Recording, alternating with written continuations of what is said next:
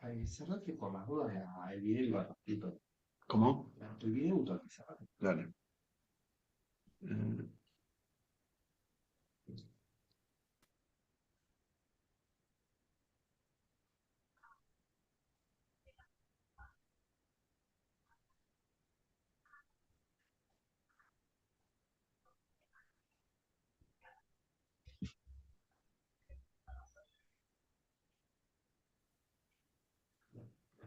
Bene, iniziamo? Dici? Bene, io sono Mauro Testa, presidente dell'Associazione Veneta di Rosario, Argentina. Questo è il primo incontro della serie di 3 riunioni che faremo con il professore Paolo Balboni.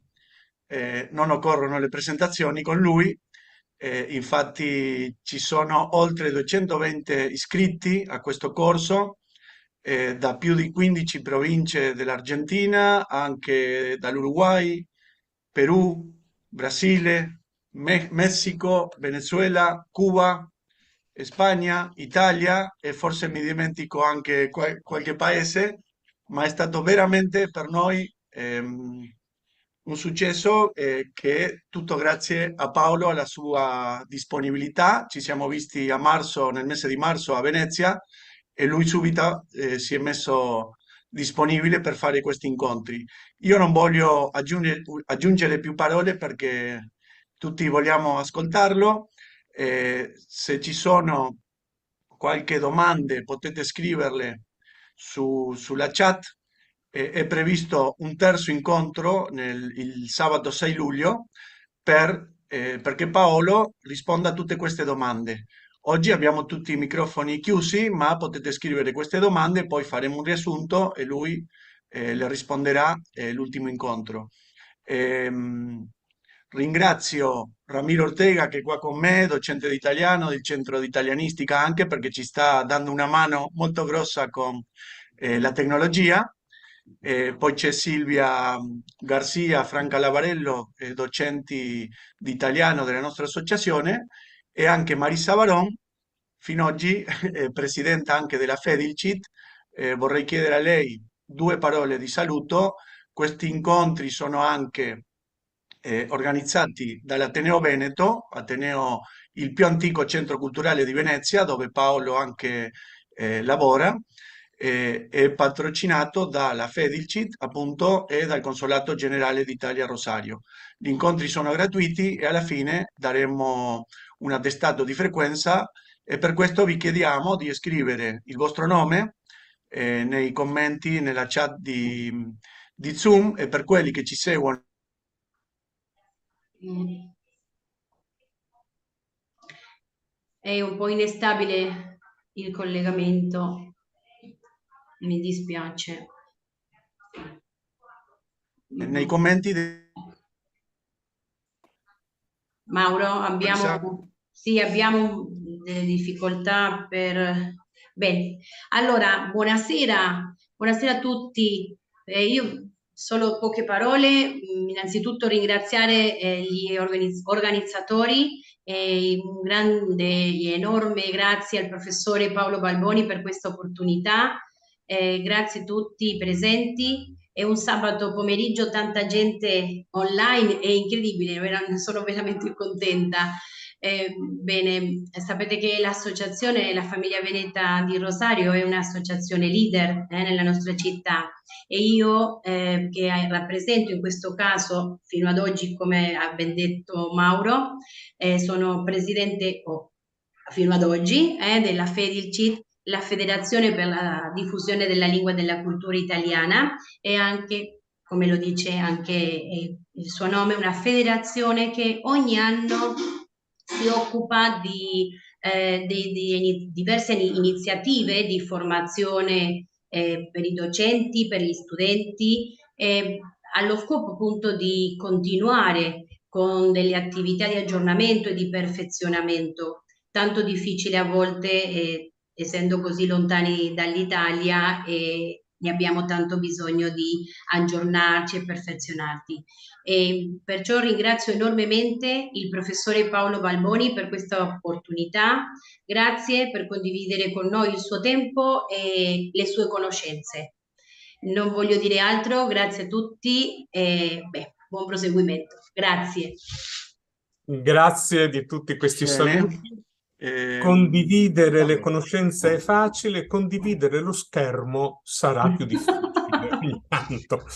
Ma insomma, no, ecco, molto volentieri. C'è stato solo un piccolo problema perché in Italia c'è l'ora legale e quindi in tutte le nostre comunicazioni continuavamo a usare l'ora normale, per cui io un'ora fa mi sono connesso e non c'era nessuno. E dicevo, ma come? Ho sbagliato tutto. Quindi dovrò chiudere un 10 minuti prima, semplicemente perché devo andare al Lido da amici perché è la festa del mio compleanno e non posso mancare io. Cioè, è l'unica volta in cui sono indispensabile. Quindi parto subito e faccio l'operazione per l'appunto di condividi schermo. Secondo me tra un attimo dovreste vederlo, lo vedete? Sì, Sì, sì. Allora, oggi parliamo di lessico. Il 29 parleremo di quanti materiali gratuiti ci sono per gli studenti, per voi e così via.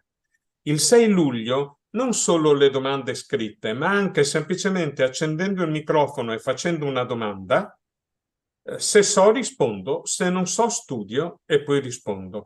Vi ho messo lì la mia mail perché io ricevo mail da tutti, rispondo di solito in giornata, quindi sentitevi liberi se avete dubbi, problemi, cose, eccetera, scrivetemi senza alcun problema.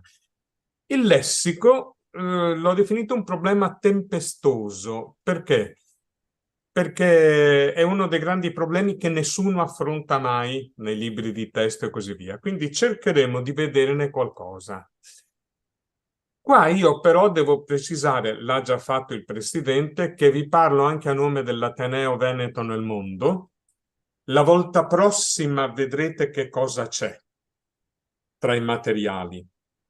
Ma già adesso basta andare su Google Ateneo Veneto nel mondo e per esempio ci sono un filmato in 2 parti su 2 autori di tango, Manlio Francia e un altro, dei più grandi tangos degli anni 30-40, che erano di Venezia. Quindi abbiamo fatto un film e come in tutte le altre cose che stiamo mettendo a disposizione gratuitamente nell'Ateneo Veneto nel mondo, c'è la trascrizione del testo. Ci sono conferenze di storia, c'è un film su Canova nei 200 anni, c'è il glossario per le persone che non hanno più tanta abitudine con certo italiano aulico, ci sono foto e così via. Questa è l'Ateneo Veneto. Poi vi parlo invece come me stesso, vi ridò la mia mail, io mando ogni 2 mesi, l'ho mandata in questi giorni, una... Paolo, un attimo, Sì, un dimmi. attimo. Paolo, Sì, io capisco, vedo, ascolto. sì.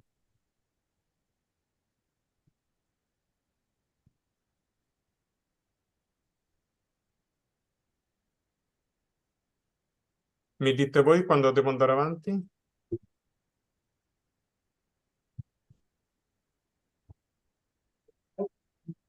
No, si sente, domando a tutti, si sente bene? sì, sì, Ramiro, il problema ce l'avete voi, eh? Sì, Ah, ok, sì, sì, scusa. sì.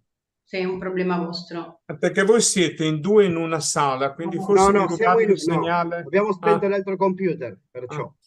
Allora, vi Scusa. dicevo, mando a tutti una rete di educazione linguistica che è informazioni su materiali gratuiti, ma vi parlo anche come membro dell'Associazione Nazionale degli Insegnanti di Lingue Straniere, dove, come vedrete, ci sono videocorsi di formazioni gratuiti, riviste gratuite, eccetera.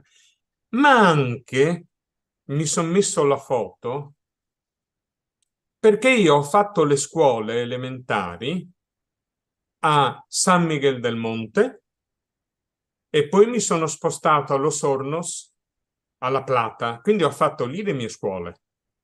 Quindi mi sento un po' argentino anch'io in tutto questo. Allora, ho imparato a nuotare lì. Cominciamo con il nostro tema e cominciamo con un'osservazione di uno dei più grandi studiosi di didattica delle lingue, che è Stephen Krashen, che fa notare questo dato. Teniamo presente che i libri sono quasi tutti grammaticali e non lessicali.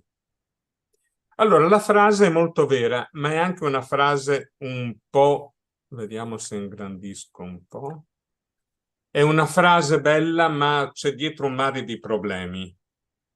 E il primo dei problemi è l'idea che il lessico sia, che una lingua sia lessico su cui poi è stato messo anche una grammatica.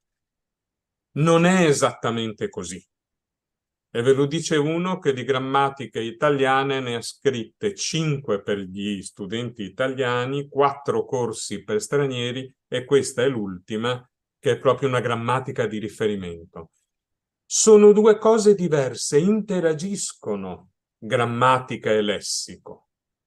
Non va considerato il lessico il più importante o la grammatica la più importante, e questo è uno dei problemi nostri. Un altro problema che c'è dietro la frase di Krashen su cui tutti ci portiamo un dizionario e non una grammatica è che la grammatica sia secondaria, se non blocca la comunicazione. Stiamo attenti perché questa è l'idea che hanno gli studenti.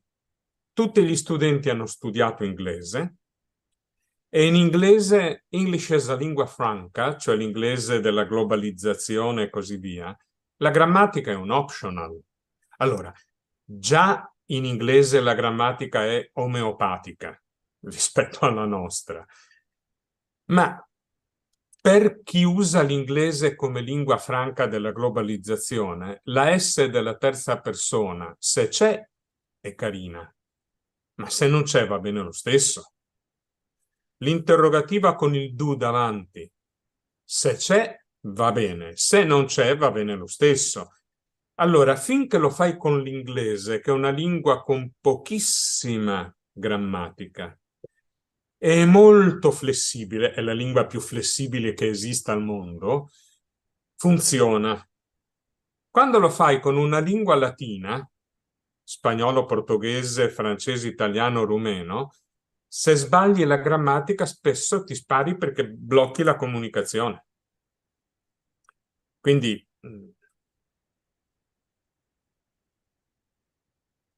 c'è un altro errore che può essere diffuso nella frase di Krashen, che per comunicare in maniera efficace basti un lessico di base, senza sinonimi, senza niente. È un'idea che va bene fino a un B1, cioè fino a un livello soglia, livello della sopravvivenza. Ma se si vuole andare un pochino avanti, tutto il gusto sta nel passare dal lessico che denota, cioè abitazione, che vuol dire quella cosa lì dove viviamo, a tutte le connotazioni, per cui c'è il palazzo, la catapecchia, il condominio, l'appartamento, la villa, la villetta, la reggia, la grotta, sono tutte abitazioni. Ma qua sono differenze sociali. Ci sono anche differenze emozionali. Un gatto e un micio sono la stessa bestia. Però il gatto denota un animale con 4 gambe, con le unghie che vengono fuori, che fa miau. Il micio è il mio gatto, che è diverso dagli altri gatti, perché è mio. Allora, se il lessico è troppo povero, va bene all'inizio, ma poi no, perché la comunicazione non deve essere solo efficace, deve anche essere appropriata per portare i sentimenti e per quanto possibile anche corretta. sul lessico abbiamo anche un grandissimo problema che ci viene dalla tradizione. E ricordiamoci che le tradizioni sono dentro qua, nella testa, cioè noi siamo quello che abbiamo passato nei 20, 30, 40, 50, 60, 76 nel mio caso, anni passati. Cioè non è che possiamo dire cancello quello che è dentro la mia testa. Quindi bisogna lentamente modificarsi e crescere. Allora, nella nostra tradizione la lingua è grammatica. C'è poco da fare, eh? Io adesso ho ripreso in mano il portoghese, il francese lo leggo come fosse italiano, lo spagnolo pure, abbastanza almeno, ho un lessico vecchio, ma fa niente. Il portoghese lo leggo abbastanza. Allora ho cominciato a studiarlo. La prima cosa che mi sono fatto in un quaderno è, mano a mano che le trovo, le preposizioni, gli avverbi, gli articoli, il negativo, l'interrogativo, cioè la mia forma mentis è grammaticale. Teniamo presente che noi lavoriamo con studenti. Se volete vi mando il saggio, l'introduzione, studenti liquidi, cioè che la grammatica per loro è un optional, è qualcosa soprattutto di molto superficiale. L'idea di studenti liquidi non è mia. Edgar Morin parlava delle società complesse. Bauman, nel nostro secolo, parla delle società liquide. Cioè, qua c'è la liquidità politica, cioè i partiti che cambiano. Noi nell'ultima legislatura abbiamo avuto un governo Conte con la destra, un governo Conte con la sinistra, un governo Draghi con la destra e la sinistra, cioè più fluido e liquido di così. La fluidità di orientamento sessuale è ormai una cosa accettata. I ragazzi che vivono fluidamente pensando io so fare questo, se vi va bene, bene, se non vi va bene, non so cosa farci. Anche una liquidità negli affetti. Mi metto con una ragazza, speriamo che vada bene, ci provo, no? Allora, tutte queste sono il rifiuto sociale delle grammatiche. La grammatica, quando mi sono sposato io, è ti sposi e resti sposato per sempre. Ho festeggiato un mese fa i 50 anni di matrimonio, quindi le grammatiche servono. Ma a parte quello, ci sono gli incidenti di percorso, ma l'idea è che un amore è per sempre. Ora, i ragazzi sono abituati a tutto un mondo fluido e liquido, ma soprattutto a una lingua fluida. Anche il loro spagnolo suppongo sia come l'italiano. Nei messaggi che si mandano su WhatsApp c'è una frase, poi spediscono, poi l'altra frase, poi spediscono, poi l'altra frase e poi spediscono. Sono tutte frasi coordinate. Ho fatto questo e poi, e poi, e poi. Non ci sono più le subordinate. Ma la complessità della lingua è nelle subordinate e nella sintassi del periodo. Allora, noi abbiamo un'idea di grammatica che i nostri studenti non hanno più né nella vita né nella lingua. Quindi è difficile essere molto grammaticali. E poi i libri di testo sono grammaticali. Oggi i libri comunicativi hanno nell'indice una colonna per le situazioni, una colonna per la grammatica e così via. Ma alla fine, se andate a vedere, le sintesi, gli esercizi sono grammaticali, non lessicali. Come vi ho detto, gli studenti più anziani, non gli adolescenti e i giovanissimi, sono anche loro grammaticali, perché il cambiamento del mondo, la liquefazione, è stata negli anni 10. Sostanzialmente ha viaggiato sugli smartphone. Il primo è del 2008, ci sembra che ci siano sempre stati. Se ci si rompe o ci si scarica siamo morti, ma è recente. I manuali, compreso i manuali che ho scritto io, danno poco spazio al lessico. Perché?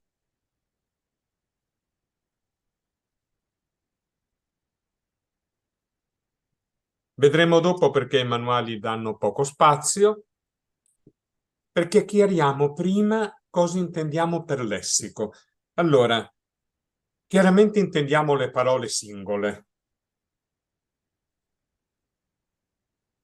In realtà ci sono anche parole complesse. Questa è una marca da bollo. Marca da solo non vuol dire tutt'altra cosa, bollo da solo vuol dire tutt'altra cosa, ma come ferro da stiro. È una parola compatta, cioè ci sono tantissime parole complesse. Poi ci sono le co-occorrenze, le parole che vanno sempre insieme. È innamorato pazzo, innamorato fradicio, innamorato cotto, innamorato perso, ubriaco fradicio, un freddo cane. Poi ci sono delle sequenze. In italiano è bianco e nero, in inglese è black and white. Cioè ci sono tutte, è tutto lessico questo. Ma ci sono tutte le metafore che noi usiamo una dietro l'altra. Noi non diciamo che una persona è furba, diciamo è una volpe. Non diciamo che uno è intelligente ma è un'aquila, e così via. Quando c'è stato l'affondamento della nave da crociera, vi ricordate, una decina d'anni fa, il capitano che scappò via, per noi era diventato Capitan Coniglio, perché il coniglio per noi è la bestia vigliacca. Gli americani scrissero articoli su questo, perché il coniglio in America è come da noi il gattino, è una cosa da coccolare, quindi il capitano che aveva abbandonato la nave era da coccolare. Ci sono errori pazzeschi. Cioè, tutto questo è lessico. C'è un sacco, si chiamano metafore fossili. Anche questa è una metafora fossile, la parola fossile. Cioè parole che ormai usiamo fuori dall'uso normale, insomma. Allora, di fronte a questo problema della complessità lessicale, del fatto che se non si sanno le parole c'è poco da saper grammatica, se io so tutta la sintassi ma non ho i mattoni da mettere dentro, la grammatica è il cemento armato che tiene su il palazzo, ma se non ho i mattoni sono senza muro. Cosa si fa in Argentina? Cosa fanno i manuali? Pensate un attimo a quello che fate voi e mentre pensate, siccome sono 25 minuti, non un'ora che siamo fermi, fate una bella respirata, fa bene. Stiracchiatevi, io non vi vedo. Mi stiracchio anch'io anche se mi vedete. Perché bisogna respirare. E nel frattempo pensate a quello che fate di solito per l'italiano, per il lessico.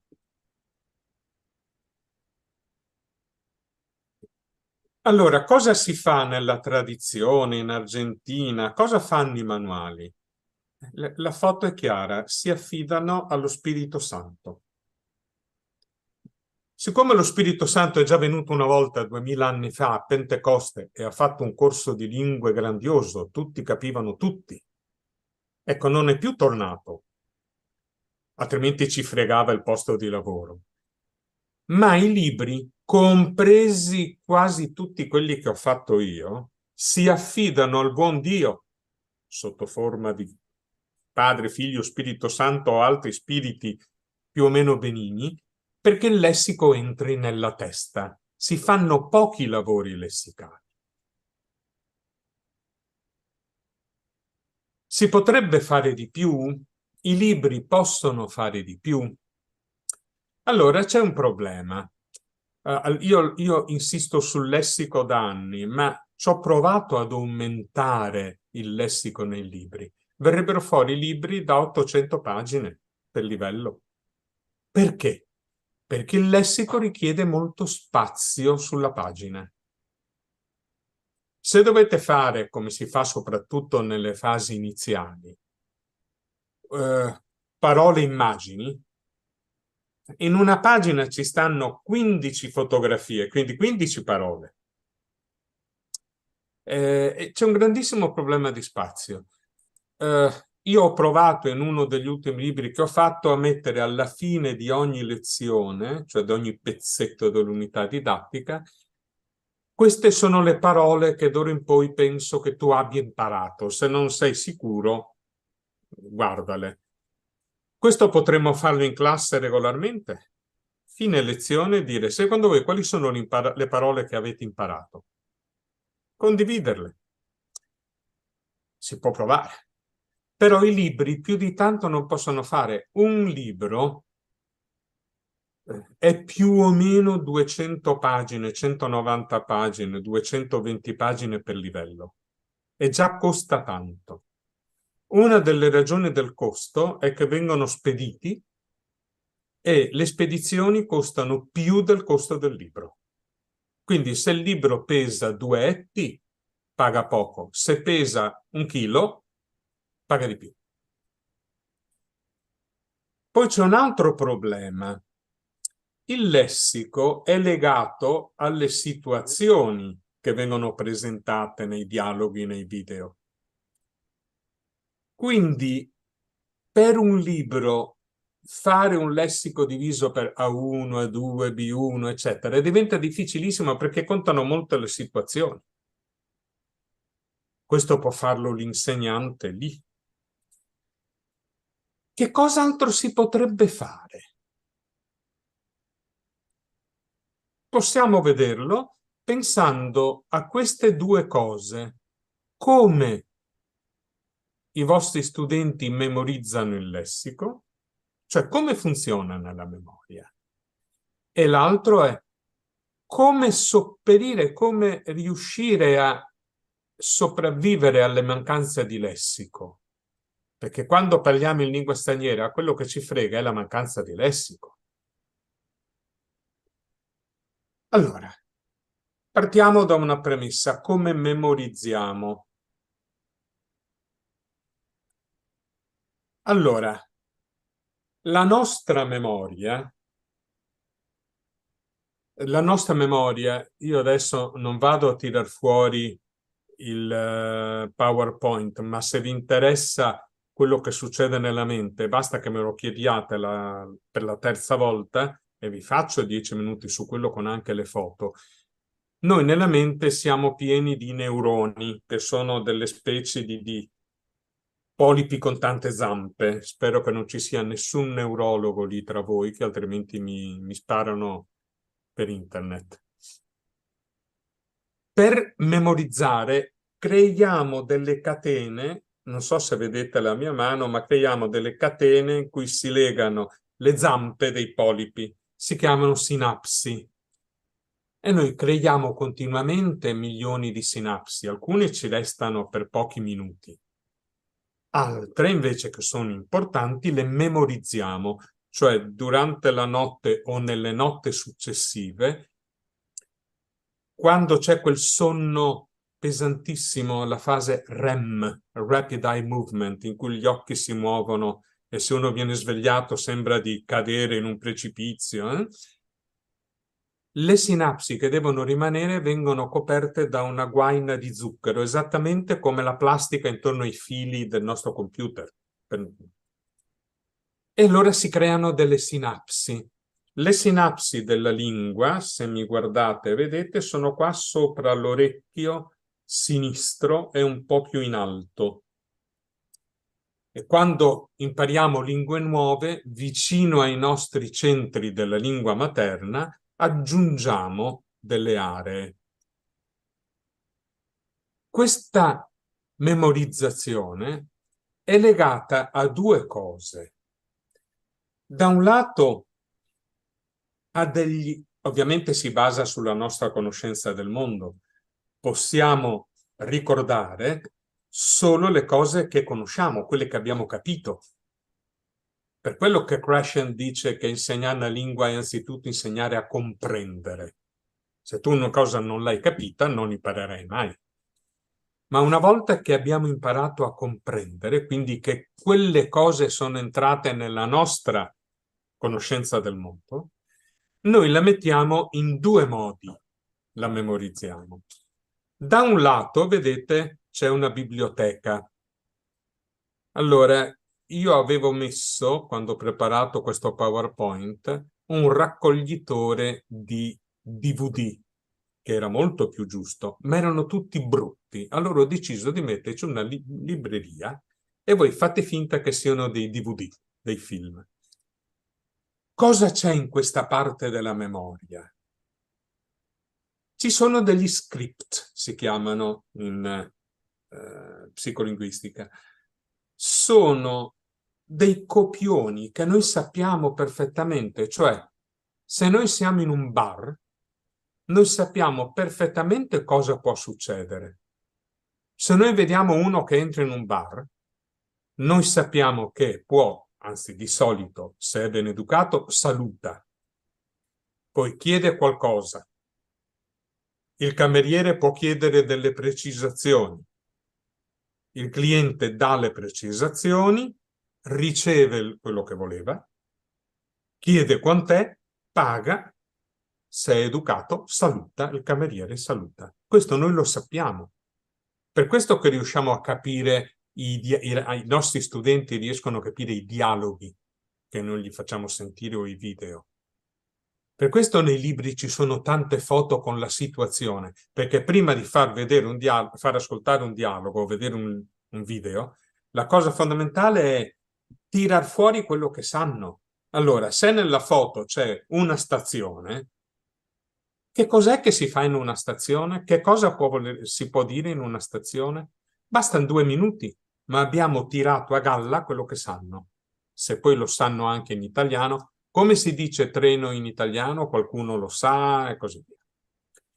Quindi abbiamo una memoria che è legata alle situazioni, ma lì c'è tanto lessico. Alla situazione caffè, bar, è legato caffè, espresso, cappuccino, macchiato, vino bianco, vino rosso, birra chiara, birra scura, eccetera, eccetera, eccetera. Cioè nella memoria il ripostiglio dove va il lessico non è in liste casuali, è in queste situazioni. L'altro modo di vedere la nostra memoria è, la vedete, la cassettiera. Sono dei cassettini. Ognuno contiene una famiglia di parole. Per esempio, la situazione bar avrà un cassettino con bevande calde, di solito al mattino, tè, caffè, cappuccino, caffè macchiato, caffè lungo, caffè latte e così via.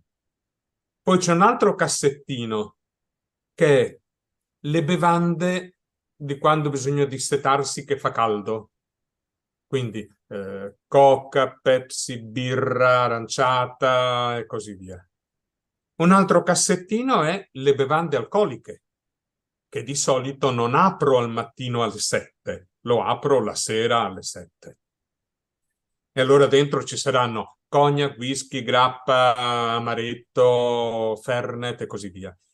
Quindi la nostra memoria è una serie di reti lessicali, di campi lessicali, di mappe lessicali. Sono cose un pochino diverse, ma sono sempre lì. La parola chiave è reti. Dentro quei cassettini tutte le parole sono connesse tra di loro. Dentro quei cassettini, il cassettino dei colori, quando la nostra mente per qualche ragione va a pescare i colori, ha a disposizione tutta la gamma dei colori. E infatti tante volte se siamo stanchi è lì che facciamo gli sbagli. Diciamo una parola per un'altra. Oppure non ci viene la parola giusta, allora aggiungiamo blu scuro, blu chiaro, blu come il mare, cioè... Allora, questa è la nostra memoria. Oh, ricordiamoci che alcuni di quei cassettini hanno anche una lucetta rossa lampeggiante sopra, e questa è la grammatica del lessico. Cioè, io prima vi ho detto i colori. La lampadina lampeggiante dice tutti maschili, tutti maschili, tutti maschili, perché i colori in italiano sono maschili. Rosa, se è un colore, è maschile, se è un fiore, è femminile. Viola, stessa cosa. Lilla, stessa cosa. I numeri, tutti maschili. Le città, tutte femminili. Ci rendiamo conto quanta grammatica c'è dentro le parole? Anche dentro, per esempio, le desinenze. Tutte le parole in zione, gione, sione sono tutte femminili. Noi abbiamo un cassettino dei prefissi o dei suffissi che si portano dietro queste cose. Si chiamano frames, strutture. Ma ricordatevi, i DVD con i copioni, quello che succede in stazione, quello che succede al ristorante, quello che succede quando troviamo un amico, e i rispettivi cassettini. Quando troviamo un amico possiamo dirgli ciao, salve, buongiorno, buon pomeriggio, buonasera. Se lo troviamo non possiamo dire buonanotte, che si usa solo quando si va via. Possiamo anche dirgli ciao stronzo, va benissimo lo stesso, no? Cioè, sono cassettini complessi. Allora, noi mettiamo dentro nella mente il lessico attraverso i cassettini, campi semantici, mappe lessicali, chiamiamole come vogliamo. Pensate al cassetto. State facendo un'unità didattica. Avete fatto un dialogo o avete letto un testo sulle elezioni europee o avete visto una pubblicità, avete guardato una sequenza di un film, eccetera. Prima di cominciare, quali campi semantici servono? Se siete al bar, cominciare a chiedere, ragazzi, che cosa si può ordinare in un bar? Per richiamare la memoria. E poi, quali di queste parole voglio che ricordiate? Cioè, si possono anche fare dei piccoli appunti sul libro. Da questa unità, queste 4 parole che metto qua sotto, d'ora in poi ce le ricordiamo tutti. Perché sarà importante questo? Per una cosa che vi dico dopo, ma vi anticipo. 3 mesi dopo, come compito siamo a pagina 120, sfogliatevi le prime 20 pagine del libro. Avevamo scritto le parole sotto, le parole chiave. Vedete se ve le ricordate ancora. Se non ve le ricordate, andate a vedere che cosa volevano dire, tanto è nella stessa pagina. Se si fa 2 o 3 volte questo lavoro a distanza di 1 mese, di 2 mesi, non solo lo fanno tutti volentieri perché è una sfida con se stessi, con la propria memoria. Produce noradrenalina e l'adrenalina è un ottimo neurotrasmettitore, aiuta a imparare. La sfida aiuta. Ma soprattutto, se uno qualcosa non se la ricordava, gli dico sottolineatela con la matita, in modo che quando ci torni, vedi se te la sei ricordata. È una vittoria. Allora, alla fine di ogni 2 o 3 pagine che abbiamo fatto, quali parole di queste vogliamo ricordarci per sempre? Scriviamole sotto.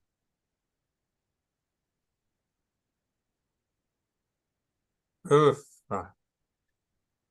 Questo è un esempio che si può fare anche alla lavagna, prima di cominciare un'unità sui mezzi di trasporto. Per esempio, i mezzi di trasporto, se vogliamo, scriviamoli in spagnolo quelli che non sappiamo in italiano. quelli che sappiamo in italiano, scriviamo, cioè, si chiama spidergram, è il diagramma a ragno. I cassettini che abbiamo visto prima, le mappe lessicali, sono fatti così nella testa, eh? Sono più complessi. Questo, per esempio, si evolve così. I piedi, che sono un mezzo di trasporto, possono avere delle scarpe, degli stivali, dei sandali, delle calze o dei calzini.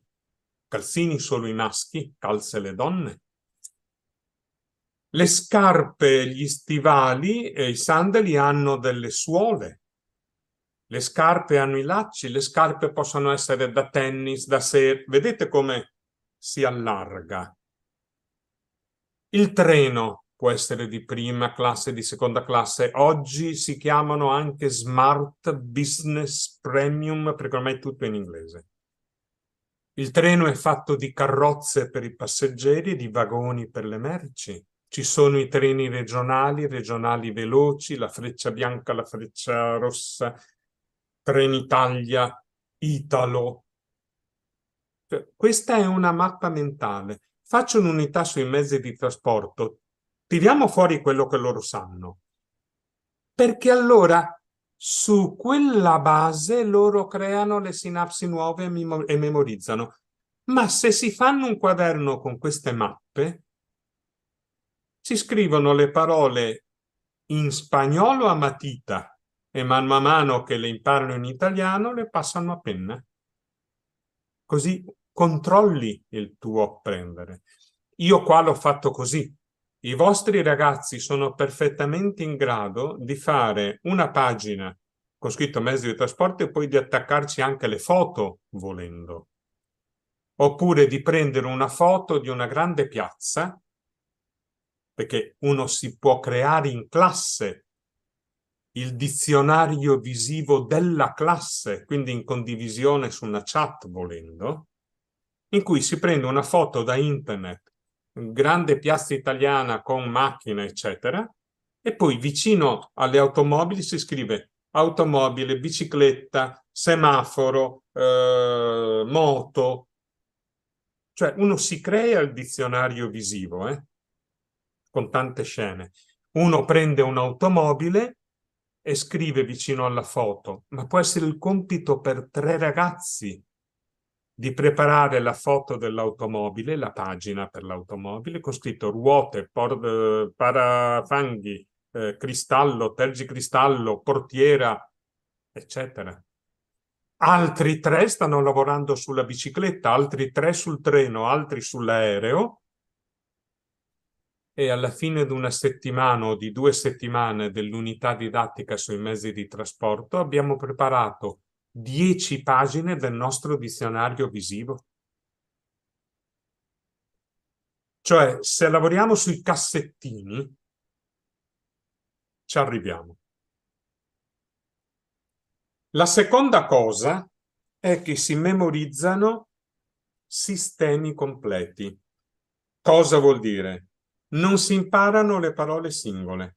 Questo lo vedete anche nei vostri figli o nipotini piccoli. Loro sanno benissimo magari cosa vuol dire grasso, ma finché non hanno imparato magro, non lo usano. Per memorizzare, noi memorizziamo, è l'ultima riga in basso, delle nozioni, cioè statura, alto-basso, bellezza, quantità, movimento. Se tu non fai anche venire, non puoi pretendere che la mente crei un cassettino solo per andare, perché è un cassettino che manca di un pezzo. Allora sì che una volta creato il cassettino, bello, brutto, cioè le 2 parole base della estetica, poi lo arricchisco, le parole più sul bello, le parole più sul brutto, la parola in mezzo, carino, non sai mai se sia... Allora, se una ragazza, quando ero ragazza, mi diceva che ero carino, io mi disperavo, perché pensavo, mi considera brutto ma non vuole dirmelo. un amico che avesse voluto consolarmi era: no, ti considera bello, ma non te lo dice perché così ti monti la testa altrimenti. Allora, il nostro cassettino, la nostra memoria lessicale, il lavoro sul lessico da fare, anche se non lo fanno i libri, è quando viene fuori una coppia di queste, scriverla alla lavagna e vedere tutto quello che già sanno in spagnolo e vedere quali di queste. O si creano, si fanno delle litigate su molte di queste cose. Ad esempio, su queste. La serie delle parole, la nozione di tempo, mai, talvolta, qualche volta, raramente, spesso, sempre. La nozione di quantità, niente, un po', poco. Oh, tra l'altro, scoprendo che in italiano poco è verso niente, è negativo poco. Ho pochi soldi, non vado a mangiare la pizza. Un poco, un po', è positivo. Ho un po' di soldi, andiamo a mangiare la pizza. Cioè, è un casino. Ma la cosa che diventa bella è che se mettono sopra l'italiano e sotto lo spagnolo, e se sanno l'inglese come sempre possono anche mettere never, always, ci si rende conto che nelle varie lingue non è che sia sempre esattamente uguale.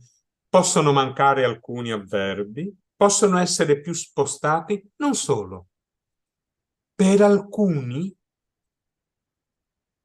talvolta, è più positivo di raramente. Per altri no. Quindi si scopre che il lessico è un'opinione. Però fare queste attività che durano 5 minuti alla lavagna, se avete lavorato sulle nozioni c'era niente, tutto, molto, eccetera, si fa presto improvvisarle. Negli ultimi 5 minuti, anziché fare qualcosa di nuovo, fare un confronto tra spagnolo e italiano ed eventualmente inglese. Ultimo. Allora, la prima era i cassettini, i campi. Si memorizzano campi semantici dentro un cassetto. Il secondo, per fare un cassetto servono almeno 2 poli, niente tutto, sempre mai, bello, brutto, alto, basso, cioè la nozione completa. Terzo, le nostre teste fanno i cassettini in maniera diversa. Ma noi abbiamo tutti un'intelligenza visiva e spaziale, sono un po' la stessa cosa, e molti hanno una memoria visiva più alta di quella linguistica, che possono aiutarci. Ad esempio, questo lo sappiamo tutti, dai libri per le elementari, no? Cioè, legare la foto, questo va bene per carità, va bene per i bambini, ma quello che vi dicevo prima di fare il dizionario visivo vuol dire fare questo usando copia e incolla da internet, da Google, e poi inserendo delle piccole riquadri con le parole. Stiamo facendo la stessa cosa, cioè colleghiamo la memoria visiva, che se mi guardate è qui, emisfero destro, con la memoria linguistica che è qui, emisfero sinistro, e aggiungiamo una grande potenza. Usiamo tutta la testa. Questo è un esempio molto più tosto. Allora, questo va benissimo anche a noi. Io ogni tanto lo faccio, per quello vi ho detto che ho un lessico vecchio in spagnolo, perché io, essendo vissuto in Argentina e poi in Cile da bambino, da ragazzino, ho dei campi lessicali che non so. L'automobile, io ti so dire la ruota, il muso e il baule e la porta, ma tutte le altre cose da adulto io non le sapevo. La cucina, mia mamma se entrava in cucina mi mandava via. Quindi io La differenza tra tegame, pentola, eccetera, in spagnolo non la so, anche se leggendo poi intuisco. Quindi io faccio spesso questo esercizio anche per l'inglese e per il francese, che è quello di, se sono seduto che aspetto l'autobus, mi guardo intorno e incomincio a dire, di fronte a me c'è una casa che ha delle finestre, un tetto, un muro, delle porte, delle serrande, delle tapparelle sulla finestra, ha il campanello, ha l'antifurto. Cioè, guardi. Eh, Ovviamente descrivere la camera di un adolescente è un'impresa impossibile se non per l'adolescente, visto il casino che c'è sempre. Ma dire allo studente, prova a dire cosa c'è nella tua camera, se avete fatto le parti della casa. Cosa c'è non in un salotto. Siediti, chiudi gli occhi e prova, oppure da solo, adesso in fretta tutti quanti, a scrivere che cosa c'è nel vostro salotto. Scopriranno che ci sono 20 cose importanti di cui non sanno il nome italiano e le scrivono in spagnolo e poi tutti quanti insieme si cerca di ricostruire il salotto italiano. Vedete che stiamo ancora lavorando su un cassettino, anzi in questo caso più su un video, su uno script. Se io provassi, qua in italiano le so quasi tutte queste parole, probabilmente, ma in inglese, che è la mia seconda lingua di lavoro, come si dica lo stelo della lampada, non sono sicuro di saperlo, e i contenitori. Cioè, e quindi uno va a vedere, questo va bene anche per noi insegnanti, butta in crisi chiunque. Butta in crisi chiunque, ma è un bel modo di esercitare la memoria visiva, sia quella partendo da una foto, sia quella che ciascuno ha delle proprie cose. Pensa appunto al tuo soggiorno, alla tua camera da letto, alla tua bicicletta. Se hai una foto sul cellulare della tua bicicletta, tirala fuori e prova a dirlo. Stiamo usando il sistema che avevate visto prima, quello dei bambini. È lo stesso, eh? Ma perché così la memoria visiva funziona. Io qua vado sempre più nel difficile, ovviamente. Allora, su tutti i giornali ci sono foto di automobili, ci sono foto di persone, pensate ai giornali di moda, vestite, ci sono foto di case. Allora, semplicemente è un materiale che io preparo una volta e uso tante volte. Preparo delle piccole buste, prendo 2 foto di automobile, le taglio a caso, le mescolo, se le taglio in 5, questi qua sono 6 pezzi, quindi sarebbero 12 pezzi, visto che erano 2 foto una sull'altra, gliele do agli studenti 6 a testa e ogni studente per ricreare la sua deve chiedere all'altra: dammi la foto della ruota posteriore. Se non riesce a dire ruota posteriore deve arrangiarsi a farsi capire, perché altrimenti non riesce a completare il suo disegno.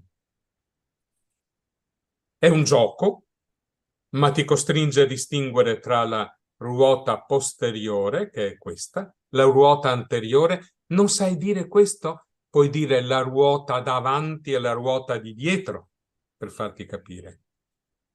I fari piccoli davanti, i fari grandi davanti. Dammi la foto dove c'è un faro. Naturalmente l'altro studente che ha le foto che gli servono, se non dicono qualcosa di giusto, non gliele dà. Ma queste sono varianti che si possono fare, insomma. Queste sono quelle che abbiamo visto finora.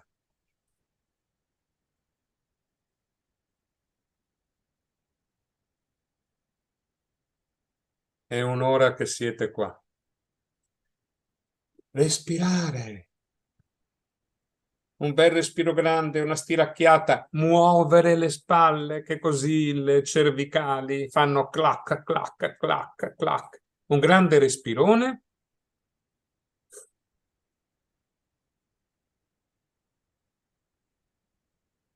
Il ruolo della ripetizione. Le parole bisogna ripeterle per impararle. La reazione dei nostri studenti è ovvia. Che cos'è la cosa peggiore nell'apprendimento delle lingue? La ripetizione. Ma se suoni il pianoforte devi ripetere le scale 20 volte su e giù. Se suoni la chitarra devi ripetere gli accordi senza guardarli. Se fai il portiere di calcio, ogni giorno devi farti tirare 150 rigori. La ripetizione la accettano in tutto, ma non nella lingua. Mai capito perché. Allora, la ripetizione. Questo era quello che vi dicevo prima, di andare con un mese di ritardo a vedere quello che le parole chiave che avevamo messo. Si può fare anche un'altra cosa. Quando leggiamo la classica pagina di civiltà, che poi sia sul libro o l'abbiamo scaricata da internet, da un giornale o fatta scrivere dall'intelligenza artificiale, non importa. Proviamo a leggere. Sottolinea le parole a matita, le parole che non sapevi, anche se poi ci arrivi dal contesto, tu sottolinea.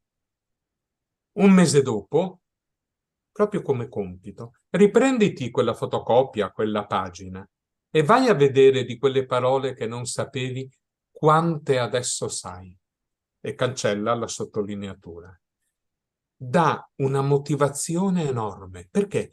Perché succede sempre che alcune delle parole che non sapevamo adesso le sappiamo. Ma serve anche per lubrificare il cassettino dove c'è quella parola. È un richiamare, questa è una ripetizione, eh? Gli faccio rileggere quello che avevamo già letto. Le canzoni molto spesso ripetono. Io vi ho messo qua una copertina di una canzone di italiano per stranieri. Ne parleremo la volta prossima sui materiali. Se qualcuno vuole andarla a vedere prima, si chiama Italians. È l'immagine che gli stranieri hanno dell'Italia. Ci sono delle schede per attività didattiche A1, A2, B1 e B2 sulla stessa canzone. Il testo dice: c'è un che di fragile, fragile, fragile, nello sguardo rigido, rigido, rigido, nel cielo unico dello stereotipo. Da un altro angolo, il mondo solido, solido, solido diventa liquido, liquido, liquido e tutto è in bilico. Questo è il ritornello ed è una riflessione sugli stereotipi. Ma nel momento in cui l'ascolti con il ritmo e poi l'ascolti e la legge come fosse un karaoke e poi la canti insieme a Caon, che è il cantante autore nonché professore universitario di didattica dell'italiano e di comunicazione interculturale, dopo che hai cantato 3 volte nel ritornello c'è un che di fragile, fragile, fragile, nello sguardo rigido, rigido, rigido, il mondo solido, solido, solido diventa liquido, liquido, liquido, l'ha imparata anche il più deficiente. E se notate, siccome è professore di didattica delle lingue, fragile e rigido sono un cassettino unico, giusto? Sono i due opposti. Solido e liquido sono un cassettino unico. Allora, la ripetizione con le canzoni è perfetta perché i ritornelli si chiamano ritornelli perché ritornano, ma soprattutto perché si possono cantare più volte. Ci torneremo. Poi c'è il grande guaio, mi manca la parola. Per insegnare, io qua ho imperversato, per insegnare a girare intorno, ogni tanto può essere bello dare un cruciverba. Per fare i cruciverba basta andare su Google, Crossword Maker, si scrivono le parole e lui vi fa lo schema. Io qua sono stato cattivo. Ma il gioco è molto semplice. Quando vi fa lo schema, lui vi dà lo schema e sotto, lo schema vuoto, e sotto vi dice le parole che ci vanno. Allora, io do lo schema vuoto a un... taglio il foglio in due. Do lo schema vuoto del cruciverba a uno e do la soluzione a un altro, al compagno. Allora, quello che ha lo schema vuoto mi chiede che cosa è uno verticale, che qua è tigre. Quello che ha la soluzione 1 verticale tigre deve trovare un modo per spiegare che cos'è una tigre. È un animale con 4 gambe, tropicale, fatto a righe gialle e nere. Userà le... S'arrangia. Ma che cosa significa? Che anche se ti manca la parola, impari ad arrangiarti. E gli studenti lo prendono come un divertimento. Se non gli diamo le parole, il coso semplice, il tradizionale, con le spiegazioni sotto, gli facciamo fare dalla spiegazione alla parola. Va benissimo. Qua gli facciamo fare al poveretto che ha già le parole in mano, che deve dirle, spiegarle. Sembra facile, è di una difficoltà. Io qua poi ho esagerato, ci ho messo un procione. Non so come potrei spiegare un procione, ma insomma. Però ci si arrangia. Asino, tu puoi dire orecchie lunghe, oh, oh. Imparare ad arrangiarsi, perché quando manca la parola è un dramma.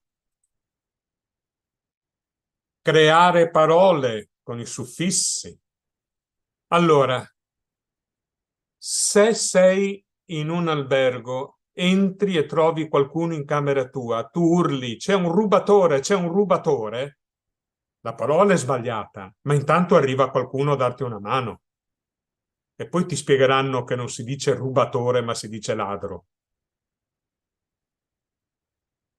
Si possono fare con gli studenti avanzati tutte, io qua ho esagerato ovviamente, no? Cioè, siccome siamo sotto elezioni, mi è venuta questa. Ci sono, per esempio, detto alla lavagna, disegna un tavolo, tutti quanti fanno un tavolo con 4 gambe. E io gli dico, ma se anziché 4 ne ha 2? E se è basso, ma è un tavolino. No, che cos'è? Perché è un tavolino? E posso andare avanti così, perché anche questo è un tavolino, ma c'ho solo una gamba. Se ne possono... Anche questo c'ha tante gambe, ci vanno sopra le cose, è alto come un tavolo, ma non è un tavolo. Allora, cari ragazzi, ditemi come devo disegnare un tavolo alla lavagna. E loro ti dicono per l'appunto una cosa con 4 gambe. E io incomincio a dargli altre. Io qua vi ho messo le foto, ovviamente, non solo. Spesso ci sono poi altri giochi lessicali molto più grossi. Il tavolo è per il lavoro. Lo stesso tavolo con sopra la tovaglia diventa una tavola, perché se ne occupavano le donne. Vedete come si finisce a fare storia della cultura? Il tavolo del lavoro del maschio, la tavola della donna. E quando ci sono le persone è una tavolata. Anche se è un tavolo grande, cioè un tavolone, se ha le persone intorno è una tavolata. Queste qua sono disegnini che si fanno alla lavagna e poi ovviamente questi non si possono fare alla lavagna. Ma c'è tanta grammatica dentro. Per esempio, le parole cui mettiamo one, sia quelle che già finiscono in one, ma anche gatto, gattone, uomo, omone, sono tutte maschili. Donna è un donnone. Addirittura la parola più volgare per definire una donna, cioè il suo sesso, figa, per dire una ragazza che è una gran figa, si dice è un figone, cioè è una donna, lo dicono dei maschilisti, non si rendono conto che stanno usando un maschile. È un ambito terrificante di lavoro tutto questo, per esempio, pensate a tutte queste mappe lessicali. Capite che se in un libro di testo devo mettere questo mi ci vuole mezza pagina, più le spiegazioni ci vuole una pagina. È ovvio che queste sono cose che si fanno a livelli molto alti.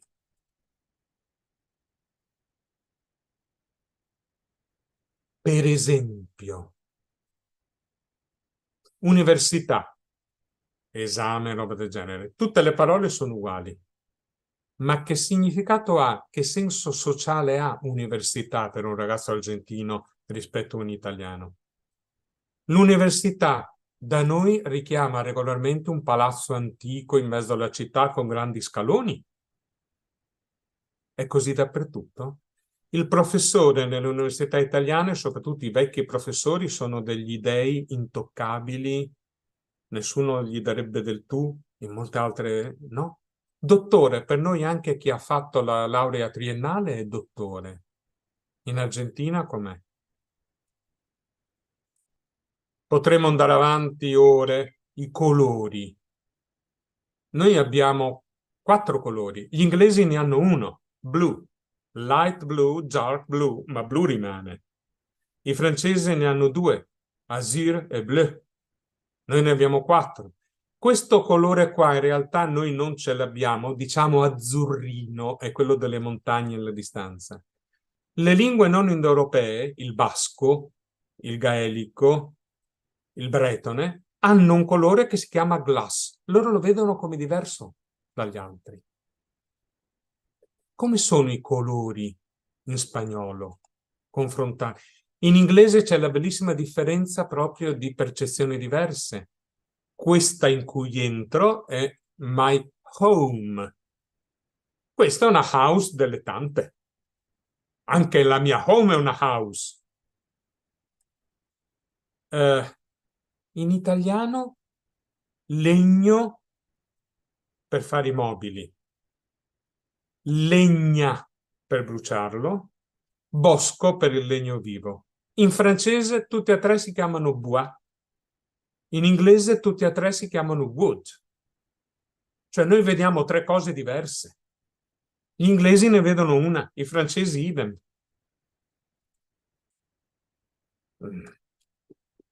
Gli italiani vedono barca e nave, cioè grande, piccola e grande. I veneziani ne vedono 40 di cose all'interno di queste. Gli eschimesi non vedono solo neve e nevischio, vedono 40 tipi di neve diverse, ci vivono. C'era un signore che si chiamava Saper, che diceva che è la lingua che ci fa vedere le cose, ma non aveva mica tutti i torti. Cioè, quando andiamo sul lessico, andiamo alla fine, vedete, sempre più in alto, fino a giungere a follie tipo queste.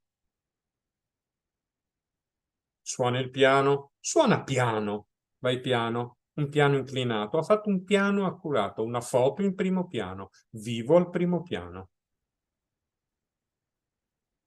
B2, C1, ma partendo dal pesce su cui scrivere pesce,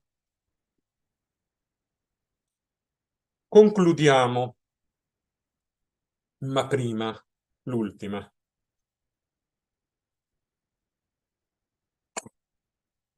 Allora, io sono dato dalla cosa più semplice, avete presente il scrivere pesce, cos'era, gatto, sotto la fotografia, andiamo alle cose più difficili.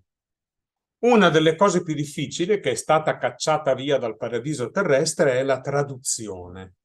Ma la traduzione dall'italiano allo spagnolo, se ciascuno lo fa, poi ne prendiamo una e partiamo da quelle, chiediamo quali varianti ci sono stati, diventa una fonte di pensiero, di confronto.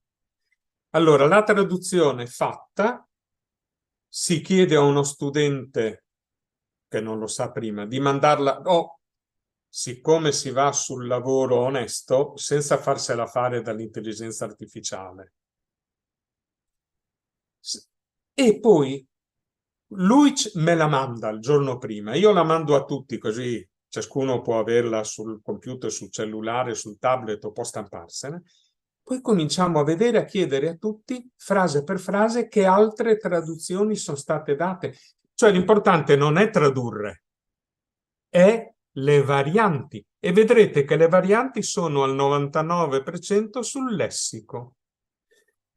Alla scuola Montorio di Santiago de Chile, che è la scuola italiana di Santiago, mi ha fatto un esperimento di far tradurre agli insegnanti una canzone italiana in spagnolo. Poi l'abbiamo data agli studenti e gli studenti hanno detto: i nostri professori non sanno lo spagnolo, questo non è il nostro spagnolo. E l'hanno tradotta, naturalmente gli insegnanti avevano le mani tra i capelli, ma era la traduzione in spagnolo, erano due lingue. Quindi il lessico lì era venuto fuori un esercizio stupendo, perché c'è il lessico standard degli insegnanti e il lessico giovanile degli studenti, e quindi hanno ragionato. Ricordiamoci che fare la traduzione insieme può anche essere appunto una cosa che ognuno traduce una frase e gli altri a casa invece è possibile avere internet, è possibile avere dizionari. Ultima, e ci ho messo la foto perché è morto poche settimane fa Anthony Mollica, che aveva presentato questa tecnica. Prendiamo un tema tutti insieme. Il primo tema che dico agli studenti è amore, il secondo è la festa, il terzo la notte, sperimentata 4.000 volte. Amore. Allora, lavorando da soli devono trovare 2 aggettivi, 3 verbi e una frase sull'amore. 1 minuto. Poi lavorando a coppie, cioè io con il mio compagno, dobbiamo venirne fuori conservando 2 aggettivi. Ne avevamo 4, bisogna eliminarne 2. Questo è già peggio, ma incominciano a discutere già. Poi 2 coppie, fare lo stesso processo. A questo punto abbiamo 3-4 gruppi in classe, 5 gruppi. Cominciamo alla lavagna. Mi faccio dettare tutti gli aggettivi e poi dobbiamo tenerne 2. Io ho visto un gruppo di insegnanti a Chisinau, eravamo in Moldavia, che si sono messi a litigare per difendere le proprie parole, ma stavano discutendo sulle differenze di connotazione tra un aggettivo e l'altro. Stavano scrivendo la loro poesia di classe. Per carità, io in questi casi alla lavagna, quando mi dettano gli aggettivi, quelli positivi li metto da un lato, quelli negativi li metto dall'altro, in modo che ne facciamo 2, ottimisti e pessimisti. Vi rendete conto che stiamo usando un cassettino amore? Ci stiamo mettendo dentro tutte le parole, ma le parole che ci mettiamo sono quelle che sanno loro.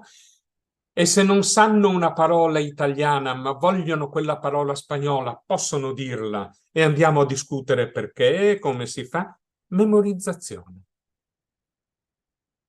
Dura un quarto d'ora, è quel classico quarto d'ora alla fine di un'unità, quando uno non sa cosa cominciare perché c'è poco tempo per cominciare, eccetera. Questo qua si può fare in qualunque momento.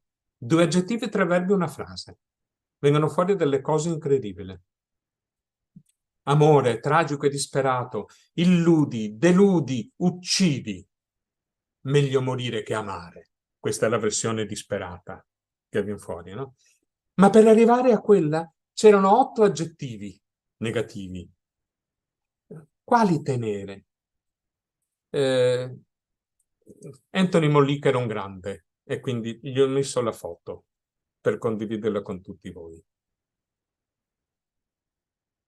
Io ho qualche idea. Oggi non posso discutere, ma perché devo scappare via, altrimenti stappano bottiglie senza di me. Ma la volta prossima, tra 2 volte, è tutto dedicato.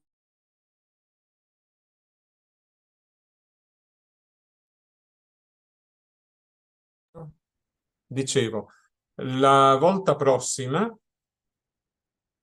parliamo dei materiali gratuiti, ma la volta dopo è tutto dedicato alle vostre domande. Quindi mandatemele per mail, balboniunive.it, ve la ricordate? Ah, eccola qua. Mandatele agli organizzatori, me le fate lì sul momento. E tutto quello che posso fare lo faccio volentieri. Adesso io mi scuso, ma fuggo, perché il Bene, compleanno c'è una Paolo, volta all'anno. Va bene? Scusatemi, grazie, ti auguriamo scappo. una buona festa di compleanno. Su questo non Ci c'è vediamo il dubbio. 29. Grazie, ciao, ciao. Ciao ciao.